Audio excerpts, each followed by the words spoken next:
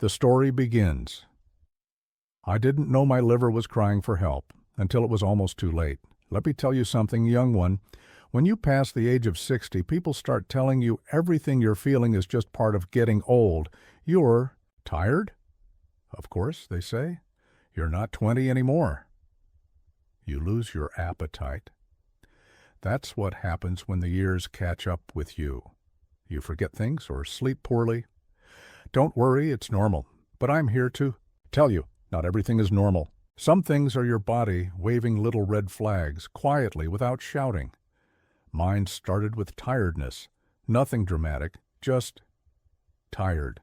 I used to be a strong old fella, could walk from my house to the park, feed the ducks, and be back in the night. Time for lunch. But suddenly, it felt like I was walking through water. Every step needed effort. I remember one morning in particular. I woke up after a full 8 hours of sleep, stretched my arms, and felt like I hadn't rested at all. My bones ached in that deep, invisible way. My eyes were dry, my hands a little shaky, and worst of all, my favorite breakfast, scrambled eggs with pepper and spring onions, made my stomach turn. That was the first time I thought, maybe I should see a doctor. But then again, you know how we older folks can be. We brush it off. We say, maybe I need more water, or must be the weather, or I'm just not as young as I used to be. I carried on like that for months.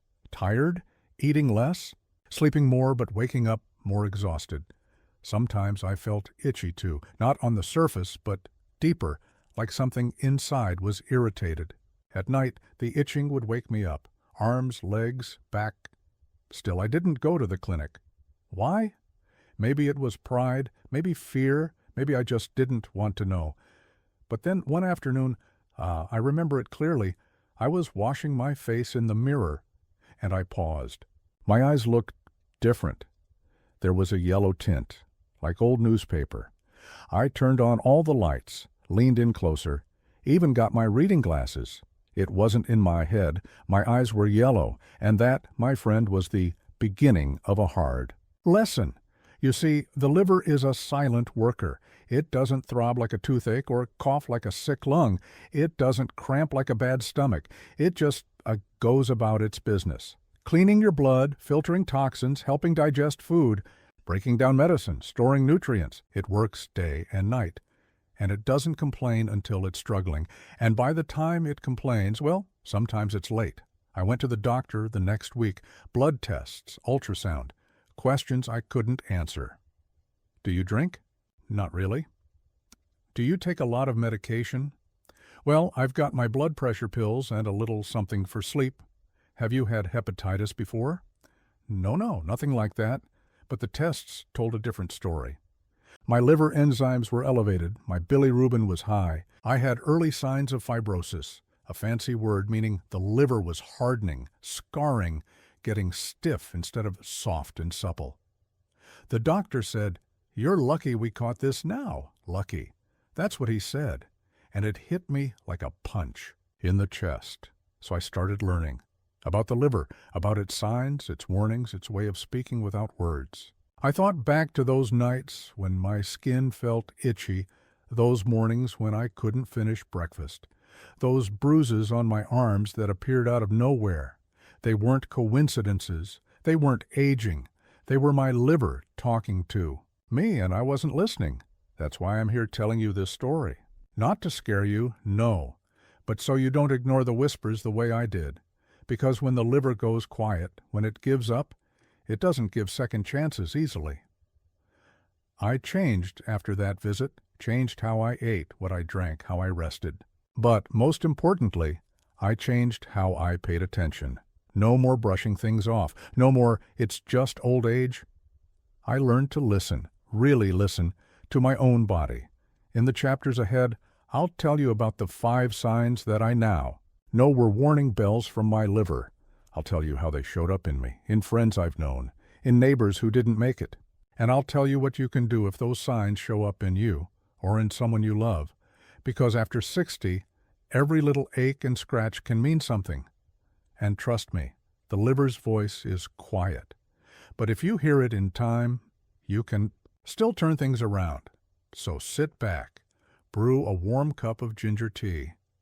Let me take you through what I wish I had known back when the fatigue started, back when my eggs tasted wrong, back when my reflection began to fade into yellow. Let's begin with the first sign, what the liver does. After 60, you can't see it, but it runs the whole show. Now, let me tell you something important, something I wish I had known a long time ago. The liver, oh, that quiet organ tucked up under your ribs on the right side. It's not flashy like your heart, which beats so loud you can feel it in your chest. It doesn't make noise like your stomach or sting like your back when you lift too much. No, the liver is like an old, loyal janitor, working silently in the background, keeping everything clean and in order. But just because it's quiet doesn't mean it isn't vital. When I was younger, say in my 40s, I could go out for a few drinks, eat fried food, take some painkillers for a headache, and bounce back the next morning. My liver was strong then, resilient. It did the cleanup fast. But after 60, oh, the game changes, my friend. You see, after a certain age, your liver doesn't regenerate as easily. It doesn't clear toxins as fast. Its cells don't bounce back like they used to. Even something simple like a few days of bad sleep or a strong medication can start to wear it down.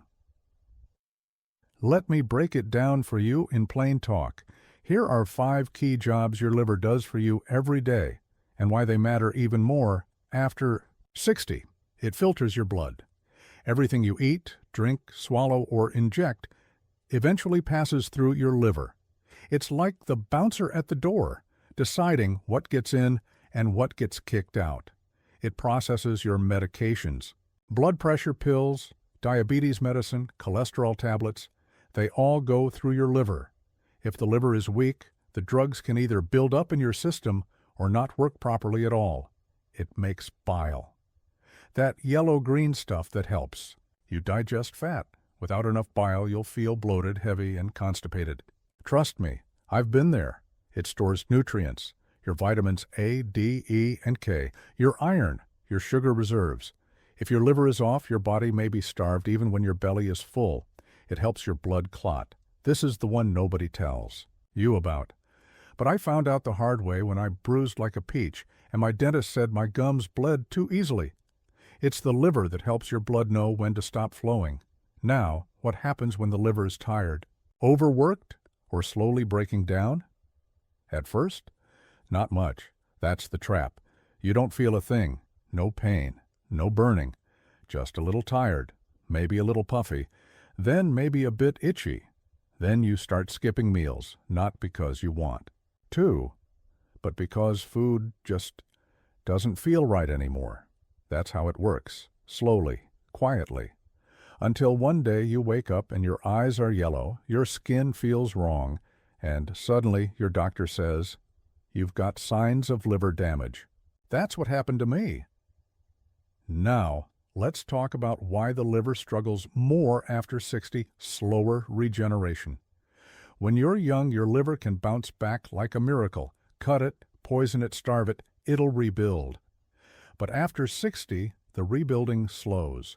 A little injury can stick around longer. Lifelong accumulation, decades of toxins, alcohol, processed foods, medications, they all leave a mark. You may not have felt it then, but the liver kept score. Medications and polypharmacy. That's a big word they use when old folks like us take lots of pills. One for sleep, one for pressure, one for joints, one for sugar. All of them go through the liver.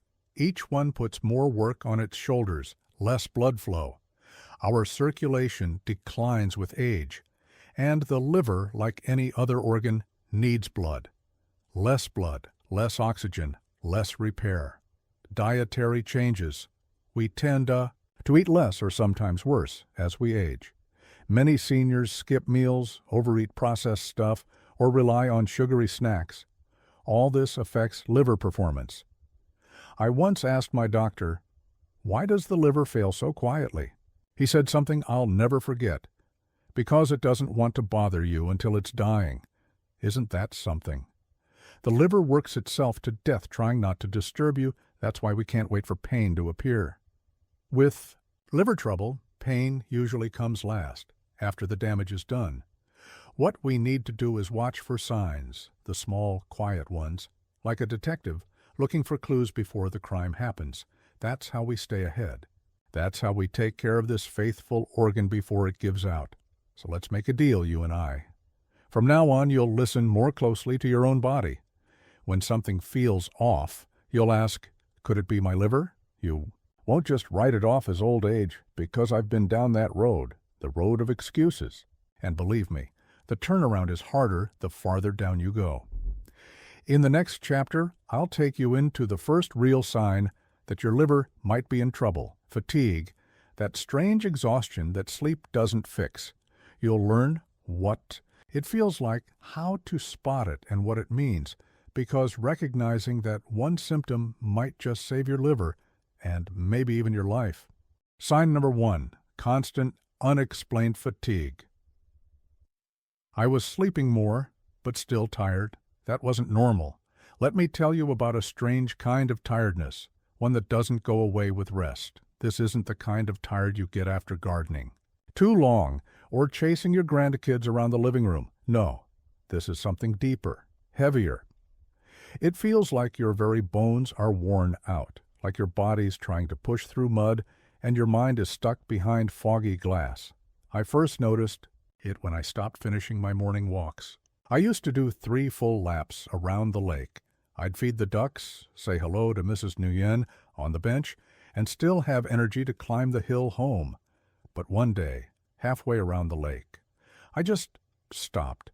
My legs felt like sandbags. My chest wasn't hurting, no dizziness, no fever, but I felt like I'd been awake for 3 days. That wasn't normal. Fatigue is the first major sign that your liver might be in trouble.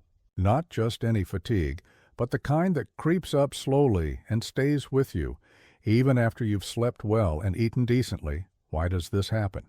Well, here's the simple version. Your liver is in charge of clearing out toxins. Every day, your blood collects waste from your body, leftovers from food, dead cells, chemicals, medicine, and brings it to the liver like a garbage truck bringing trash to the dump. Now, if your liver is working fine, it processes all that junk, flushes it out, and keeps your system running smooth. But if your liver is overworked, damaged, or sluggish, that garbage starts piling up. And guess what happens when your blood is full of unfiltered toxins? You feel like hell. Your energy drops. Your muscles ache. Your thinking slows. You feel sleepy during the day, but restless at night. No matter how much you lie down, it's like you never truly recharge. Some mornings I'd wake up, sit at the edge of the bed and just stare at the wall. My coffee would go cold while I sat there trying to convince myself to stand up. And I'm not a lazy man, never was. I fought in wars, built fences with my hands, raised children on a factory. Paycheck. But this fatigue wasn't laziness. It was like the engine was still on, but the fuel was gone. At first, I blamed everything else. Maybe I'm just depressed. Maybe I need to walk more. Maybe I need to take vitamins. Let me tell you something. When you're over 60, the world is full of maybes. But the truth is, sometimes the problem is not your legs, your heart, or your spirit, it's your liver. There's a particular kind of tiredness called hepatic fatigue. Doctors use this term when fatigue is related to liver dysfunction, and it's surprisingly common in older adults, even those without obvious liver disease. Here's what hepatic fatigue feels like. Heavy body even after good sleep, mental fog, trouble focusing, thinking clearly, loss of motivation to do routine, toxic sleep disturbances, tired all day, restless all night, low-grade nausea or queasiness that makes eating harder. If you feel like this more days than not, and especially if you're also seeing other symptoms like poor appetite, itching, or strange bruises, don't just blame age. Ask your doctor to run liver tests. Now, let me tell you about a friend of mine, Old Than. He was a strong man, even in his late 60s, used to play chess at the corner cafe every day at 4 p.m. sharp. But then he started missing days. He'd fall asleep in his chair before the game started. He started forgetting pieces. One day he said to me, "I think my mind's slipping," but it wasn't dementia. Turns out his liver enzymes were sky high. His body was full of ammonia, a byproduct that a healthy liver filters out. That ammonia reached his brain, clouded his thoughts, and drained his energy. The doctors said if he'd waited longer, it could have progressed into hepatic encephalopathy, a serious brain condition from liver failure, all from just feeling a little tired. That's why I'm telling you this. Fatigue is not just a symptom, it's a warning, especially when it has no clear reason, especially when it's new, especially when it hangs around for weeks or months. Here's what you can do if you suspect liver-related fatigue. Track the tiredness. Keep a little notebook. Mark how tired you feel each day from 1 to 10. Check your medication list. Some common drugs like statins, painkillers, or even herbal supplements can burden the liver. Ask your doctor for a liver panel. Blood tests like ALT, AST, and bilirubin are good starting points. Support your liver naturally. Start eating leafy greens, drinking lemon water, cutting back on alcohol and greasy foods. And here's what not to do. Don't drink energy drinks or take more caffeine. That only masks the fatigue and makes your liver work harder. Don't ignore the signs because you don't want to worry anyone. Don't wait for something dramatic to happen. Remember, the liver fails silently. It doesn't send out fireworks. It sends out whispers. And fatigue? That's usually the first whisper. If I had listened to mine earlier, I might have avoided months of doctor visits, scans, and scary conversations. But I'm listening now, and so should you. Because in the next part, I'll tell you about another whisper, the one I saw in the mirror when my eyes weren't white anymore. The yellowing, the jaundice, that second sign that told me this isn't aging. This is something more. Sign number 2, yellowing skin and eyes. I looked in the mirror and didn't recognize those yellow eyes. I remember the morning it happened. I was brushing my teeth just like every other day, but when I leaned in close to spit into the sink, I caught my reflection in the mirror, and something was off. At first, I thought maybe the light bulb was old. You know how sometimes the warm ones make everything look a bit yellow? But no, the bulb was fine. The bathroom tiles were still white, the towel still pale blue, but my eyes? The whites of my eyes had taken on a yellowish hue, not bright yellow. Mind you, just a faint, dull tint, like old ivory. I blinked a few times, rubbed them, looked again, still yellow, and then I noticed the skin around my jawline looked darker than usual. Not sunburnt, not bruised, just off. That's when it hit me. Something was wrong. You see, I'd heard of jaundice before, the yellowing of the eyes and skin. But in my mind, it was always something newborn babies got, or people with hepatitis. It never crossed my mind that someone like me, a man in his 70s with no history of liver problems, could have it. But there it was, my second big warning sign. And just like the fatigue, it had crept in so quietly. So, what causes jaundice in someone my age? The answer is simple: bilirubin. Now, don't worry, I won't get too technical. Just imagine bilirubin like this. It's the yellowish waste product left over when your body breaks down old red blood cells. Your liver is supposed to process it, mix it into bile, and help flush it out through the intestines. But if your liver isn't doing its job, whether because it's inflamed, scarred, or blocked, bilirubin builds up. It leaks into your blood, into your tissues, and starts changing your color from the inside out. That's what happened to me. Here are the ways jaundice shows up in case you ever need to spot it. Eyes first. The whites of your eyes, called the sclera, are often the first place to yellow.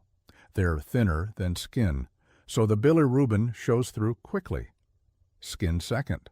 Usually starts in the face and neck, then moves to the chest and arms. Urine darkens. Mine started to look like weak tea, not amber, more like rust. That's because excess bilirubin also leaves the body through urine. Stool turns pale. That's right. The opposite happens in your waist. If it goes grayish or clay-colored, it means bile isn't reaching the intestines like it should. Now, it's important to note, not all yellowing is from liver disease. Sometimes it's from medications, poor diet, or even certain blood disorders. But in people over 60, the liver is the most likely suspect, and that's exactly what my doctor said when I showed him my eyes. He didn't even blink, just nodded, and said, "We'll check your liver function right away." He ran what they call a liver panel.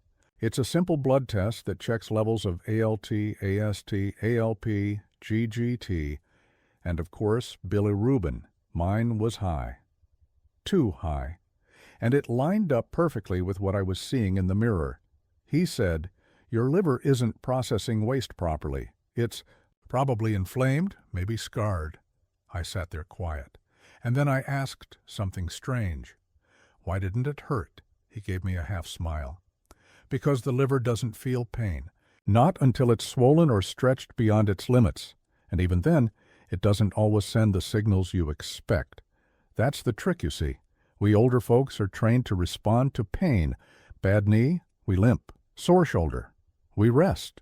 But what do you do when there's no pain, just yellow eyes and a quiet feeling that something isn't right? You hope to God you catch it in time. Let me tell you about another friend, Mr. Kwong, a retired mechanic. He lived 2 doors down from me for over 20 years. One day he knocked on my door looking pale and shaky. His eyes were nearly orange. He was sweating and had no appetite. He told me his daughter had noticed the yellowing weeks ago, but he didn't want to go to the doctor. "I thought it was my blood pressure pills," he said. By the time he went, the diagnosis was late stage. Cirrhosis. His liver had hardened from years of silent damage. He'd never even known it was happening. He passed away 6 months later. That's why I'm telling you now, yellow eyes are not a cosmetic problem. They're a warning, a bright, blinking sign from deep inside. So what do you do if you spot yellowing skin or eyes? Here's what I've learned. Don't wait. Make an appointment immediately. The earlier you catch liver problems, the better the odds of managing or reversing them. Check your medications. Some drugs can contribute to liver stress, especially in older adults. Ask your doctor if anything you're taking might be a factor. Avoid self-treatment. Don't try to flush your liver with herbal teas or detox kits without medical advice. Some of those can make things worse. Eat lighter. While waiting for your results, switch to steamed vegetables, boiled foods, and cut back on red meat and oils. Give your liver less to process. Watch for other signs. Combine this symptom with others, fatigue, nausea, bruising, or itching, and report them all. They help paint the full picture. Now, I know some of you might say, "But I feel fine. It's just a little yellow. I still get around. I still eat." Let me tell you, I felt fine too, until I wasn't.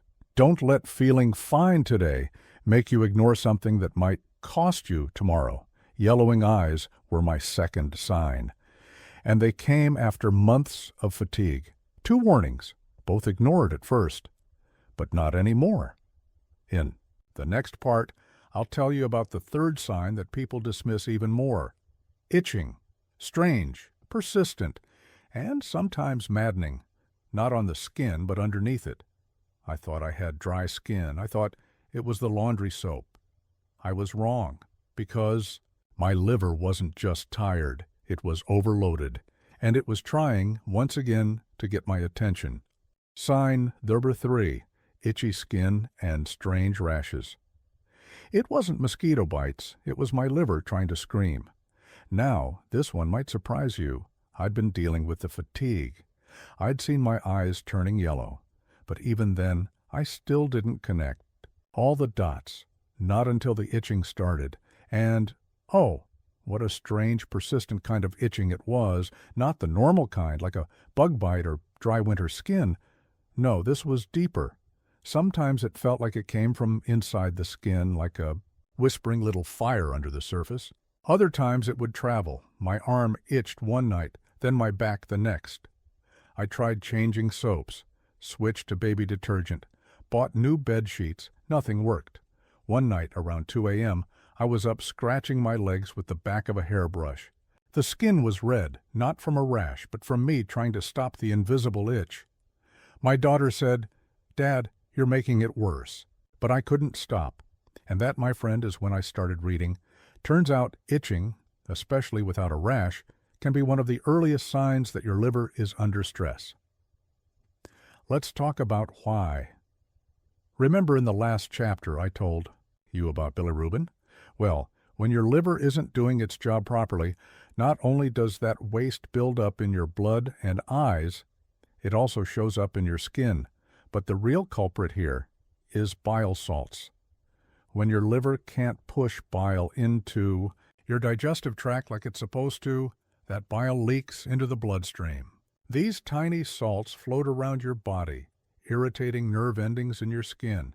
You won't see anything, but you'll feel it. That's what makes liver-related itching different.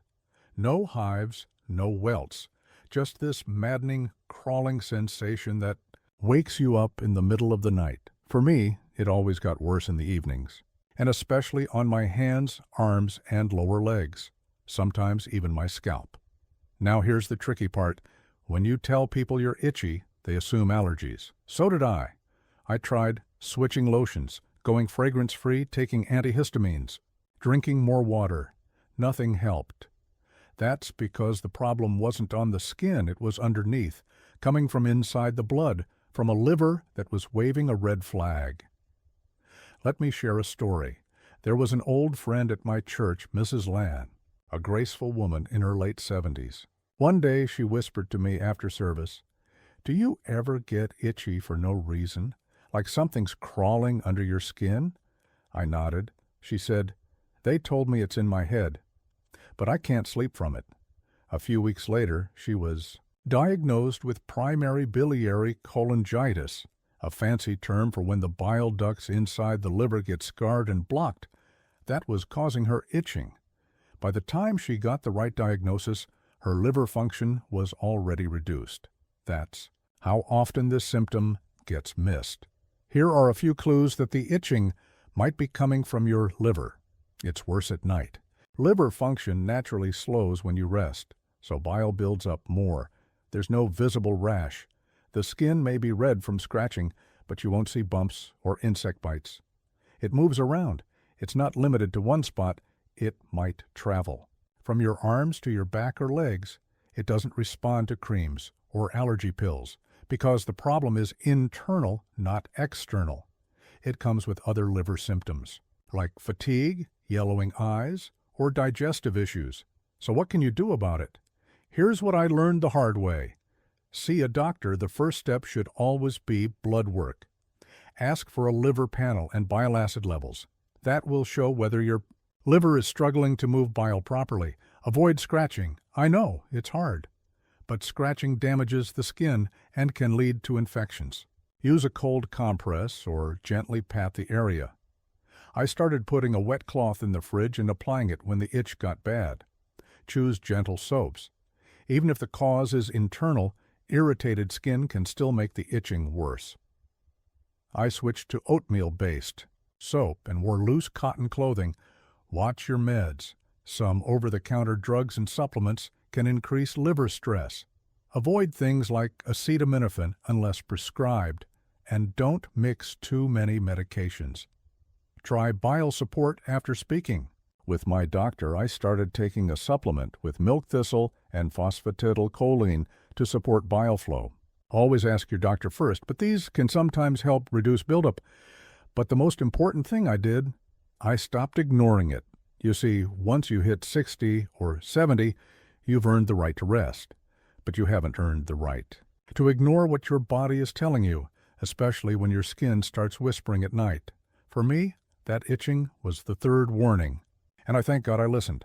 I started treatment, changed my diet, and slowly the itching eased, not overnight, but over weeks, like the body saying, "Thank you for paying attention." So if you're scratching for no clear reason, if you're up at night clawing at your arms or legs, don't just change your soap. Don't just take a Benadryl and move on. Go deeper. Ask questions. And most of all, ask your liver if it's trying to tell you something. In the next chapter, we'll talk about the fourth warning sign, the one that stole my appetite, made my belly feel tight, and turned me off even the foods I used to love: nausea, bloating, and the quiet way your liver stops enjoying food long before you realize it. Sign number 4, nausea, bloating, and appetite loss. I used to love spicy stew. Now just the smell turned my stomach. There's an old saying my mother used to repeat: when the belly closes, the body speaks. I didn't understand it back then, but now I know what she meant. I was a man who loved food, always have. From the rich, peppery stews my wife used to make to a simple bowl of rice and pickled vegetables. Eating was one of life's pleasures. Even in my 70s, I still looked forward to breakfast, lunch, and dinner. But then something changed. It wasn't sudden. It didn't feel like food poisoning or the flu. There was no fever, no stomach pain, just this quiet aversion. I'd sit down at the table, see the food, smell it, and my stomach would turn, not from disgust, not from fullness, just from disinterest. And slowly, meal by meal, my appetite disappeared. At first, I blamed the weather. "It's too hot to eat," I said. Then I blamed my teeth. "Maybe I need a checkup, can't chew well." But the truth came when I noticed I was also feeling bloated, like my belly was puffed up with air, even when I hadn't eaten much. I'd sit back in my chair after a few bites and feel like I'd swallowed a balloon. And the worst part? I started losing weight. My daughter noticed it first. "Dad, your trousers are loose," she said. I laughed. Maybe I'm just getting trim, but she was right. It wasn't healthy weight loss. It was something deeper. That's when I returned to my doctor, armed with a list of symptoms. No appetite, constant bloating, mild nausea, especially after eating fatty food. Slight weight loss and without hesitation. He said, "Let's look at your liver again." Now you might wonder, why would liver trouble cause me to lose my appetite or feel nauseous? It's all about digestion. Your liver plays a key role in producing bile, that thick greenish fluid that breaks down fats and helps your intestines absorb nutrients. If the liver isn't making enough bile, or if the bile isn't flowing well, due to blockage or inflammation, your entire digestive system slows down. Food sits longer in your stomach. Fats aren't digested properly. Your intestines become sluggish. This leads to bloating, gas, mild nausea, discomfort after meals. In short, your body doesn't want food because it knows it can't process it well. Here's what my doctor explained in simple terms. Imagine your liver is a chef in a restaurant kitchen. It's supposed to chop, mix, and send out dishes fast. But if the chef is tired, everything gets backed up. Customers wait longer. Some dishes never come out, and some get sent back. My stomach was sending everything back. This is especially important for us elders. You see, appetite loss is often accepted as a natural part of aging, but that's dangerous. Yes, some slowing down is normal, but sudden or lasting changes in eating habits can signal real trouble, especially when paired with bloating, nausea after eating, fullness from small meals, discomfort after fatty or fried foods. These are classic signs of liver stress or early stage. Liver dysfunction. Let me tell you about a friend from the temple, old Mr. Din. He'd always bring fruit to offer during service. Bananas, papaya, sometimes even jackfruit. One day he brought nothing, said he hadn't eaten much lately, said his stomach didn't like food anymore. I urged him to see a doctor. He waited. A few months later, he was diagnosed with non-alcoholic fatty liver disease, NAFLD, a condition common in older adults, especially those with diabetes or high cholesterol. It explained everything: the nausea, the bloating, the shrinking appetite. But by then, he'd lost nearly 10 kilograms and felt weak most days. So what can you do if you, or someone you know, starts experiencing these symptoms? Here's what I learned. Track your meals. Keep a notebook for a week. Write down what you eat, how much, and how you feel after. Look for patterns. Is it worse after greasy food? Do you eat less at dinner than lunch? Don't skip meals. Even if you're not hungry, try to eat small, nutritious portions. Go for steamed veggies, rice, bananas, boiled eggs, light on the liver, easy on digestion. Avoid processed fats. Things like fried snacks, butter, and heavy meats burden your liver. Stick to olive oil, avocado, and fish, which are easier to handle. Sip warm liquids, ginger tea, warm lemon water, or diluted apple cider vinegar can help digestion and ease mild nausea. Get checked. Ask your doctor for liver function tests, especially if this is new and persistent. Early detection makes a world of difference. There's something else to remember, my friend. Food is joy. When food stops bringing comfort, it's not just your stomach talking, it's your liver, your soul, your whole system telling you something's off. Don't ignore it. Don't chalk it up to getting old. Your body deserves nourishment, but more than that, it deserves attention. I listened just in time, changed my diet, took supplements under a doctor's guidance, and slowly, meal by meal, my appetite returned. The bloating faded. The nausea passed, and the joy of food came back. In the next part, I'll share the fifth and final sign that I brushed off until it scared me. Easy bruising, gum bleeding, tiny cuts that took too long to clot. It's something most of us wouldn't. Link to the liver, but trust me, it's a signal that can no longer be ignored. Let me tell you about how my body was bleeding quietly before I understood why. Sign number 5, easy bruising and unusual bleeding. I bumped the table, and by nightfall, it looked like I'd been punched. Let me start with a story. I was reaching for the sugar jar, just a slight turn at the breakfast table. My elbow grazed the edge of the wooden chair. It didn't even hurt. Not really, just a little thump, like a tap from a sleepy cat. I didn't think much of it.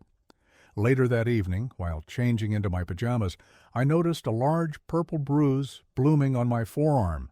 Deep, dark, angry looking, and that wasn't the first. A week before, my gum had bled while brushing more than usual. I thought it was the new toothbrush. I switched back to soft bristles. Didn't help. Another time I nicked my knuckle, cutting vegetables. Just a small slice. But it bled and bled, like a faucet with a lazy leak. I sat at the kitchen sink pressing a towel against it for nearly 15 minutes. That's when it started clicking in my mind. This wasn't just clumsiness. This wasn't a coincidence. This was the fifth whisper. My liver quietly telling me, I'm no longer making what your blood needs.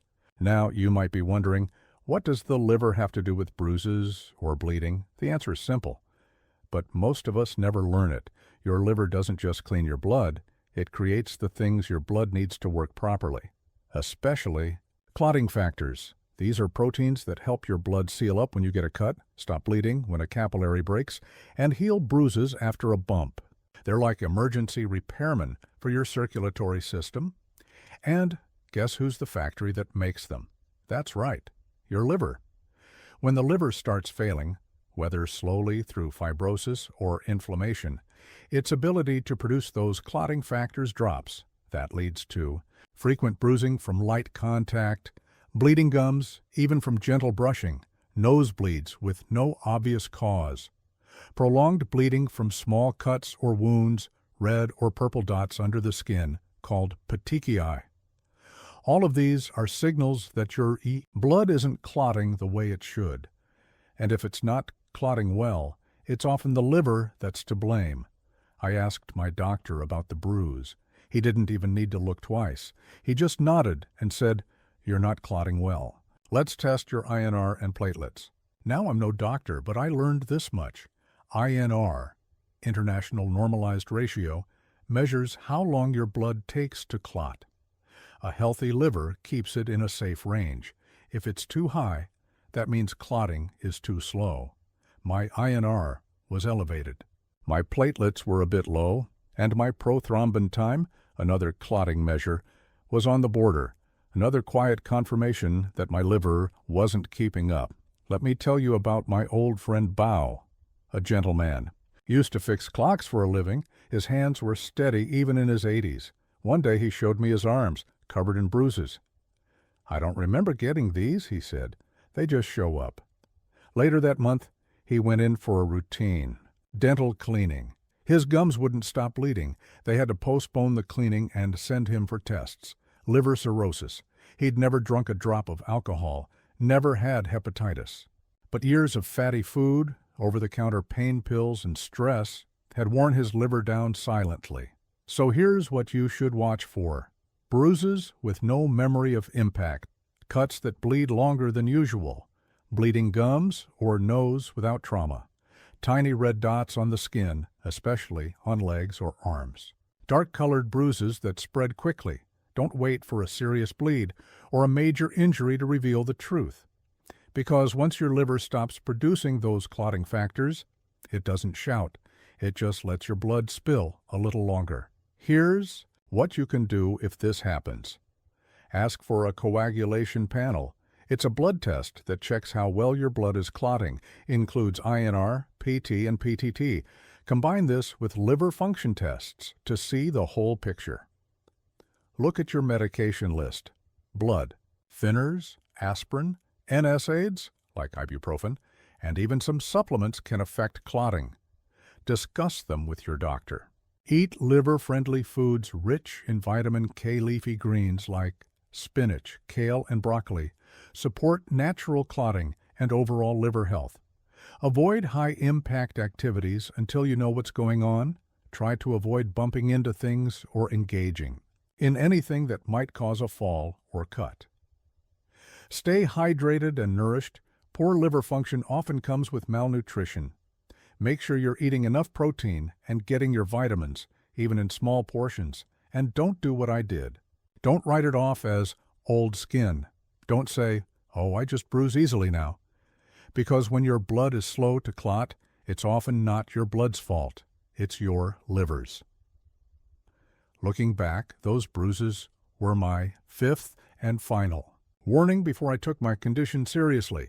By that point, I'd already ignored the fatigue, dismissed the yellow eyes, scratched my skin raw, turned my nose up at food.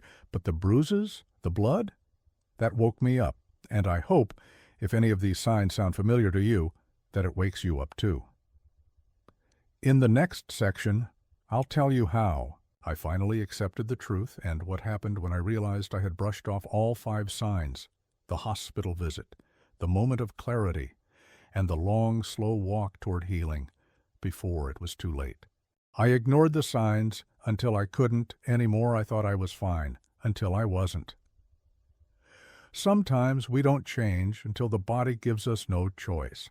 I wish I could tell you I saw the 5 signs early and acted immediately, that I was wise, that I listened to my body. But I didn't. Not really. I chalked them all up to age, to stress, to bad sleep, to old bones, until the morning I couldn't get up. It started as a usual Tuesday. I had a list of small chores. Fix the screen door, call the pharmacy, water the front garden. But when I swung my legs over the bed and tried to stand, I felt like someone had poured sand into my muscles. My legs didn't hurt. They just wouldn't work. My head was foggy. My skin was clammy. I had barely eaten the day before. I tried to walk, made it to the bathroom, looked in the mirror, and barely recognized the man staring back. His skin was pale and yellowish, his cheeks sunken, his eyes dull. That's when I called my daughter, and that's when I finally went to the hospital. They ran tests, lots of them, blood draws, ultrasound, a CT scan of my abdomen. A kind young doctor sat down beside my bed that evening and said the words I never thought I'd hear. "You have early-stage liver failure." He explained that my liver wasn't shutting down yet, but it was struggling. He said my enzyme levels were elevated, my bilirubin was high, and my clotting time was prolonged. "You've likely had silent liver disease for a while," he said gently, "but now it's beginning to show." It hit me like a freight train. All the signs came rushing back. The exhaustion that sleep never fixed. The yellowing of my eyes that I'd ignored for weeks. The constant itching, worse at night, that no lotion could help.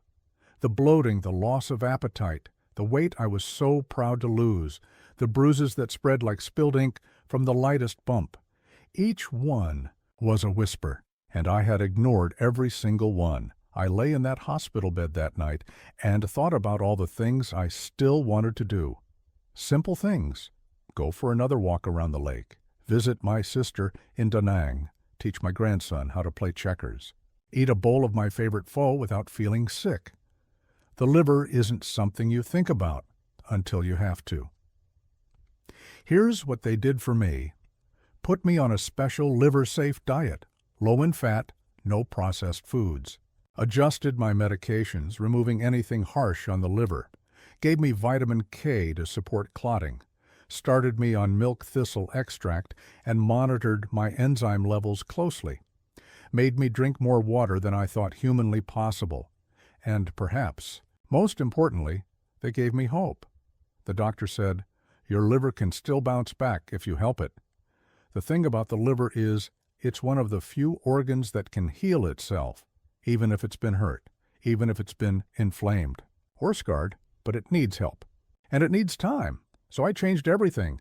No more processed meats, no more greasy food, no more late-night snacks. I took up walking again, slowly, gently, every morning before the sun got hot. I started a food journal. I learned to enjoy simple meals, steamed fish, boiled vegetables, brown rice, herbal teas, and most of all, I listened. Every time my body whispered, I paid attention. When I felt unusually tired, I rested. When my skin felt itchy, I drank water and cooled down.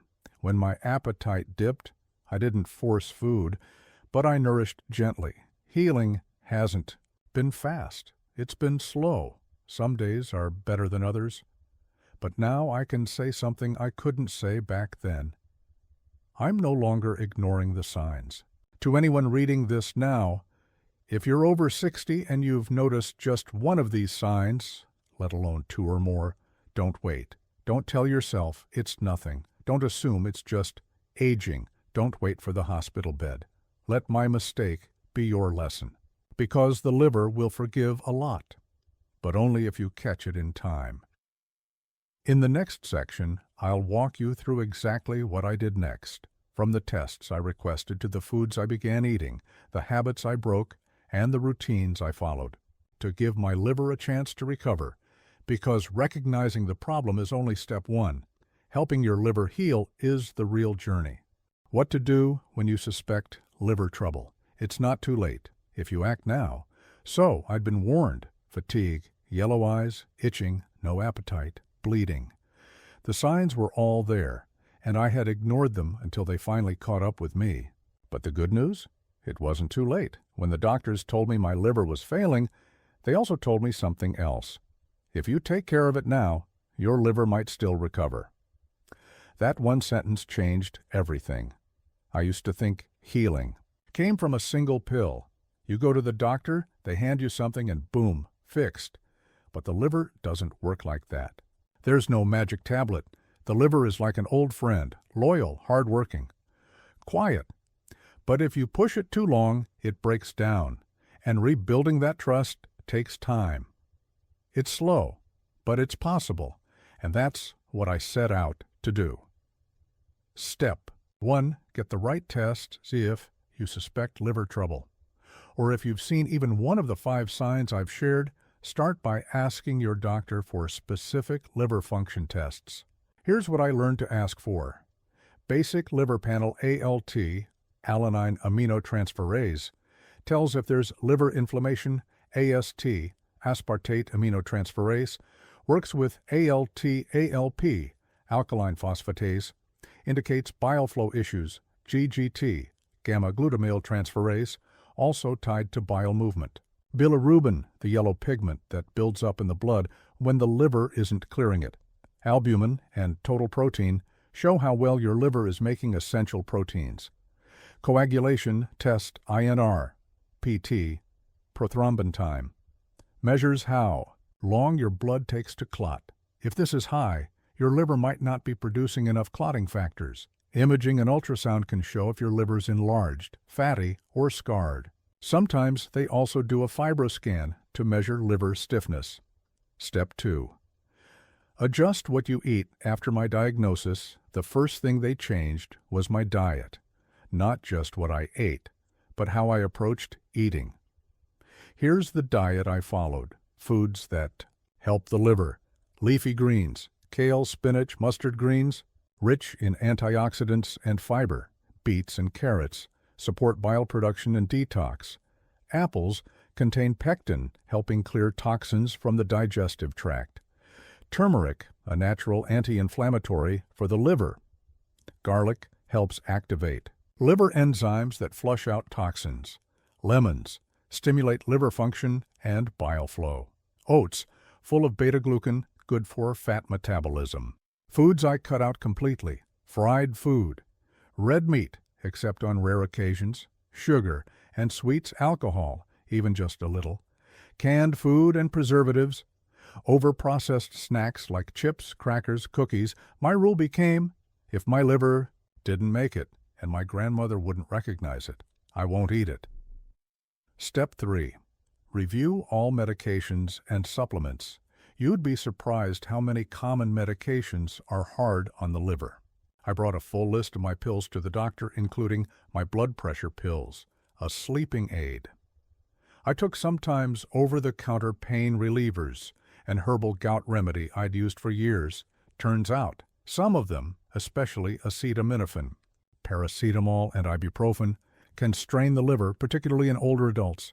I didn't know that. My doctor helped me adjust dosages, removed unnecessary meds, and introduced liver-friendly alternatives.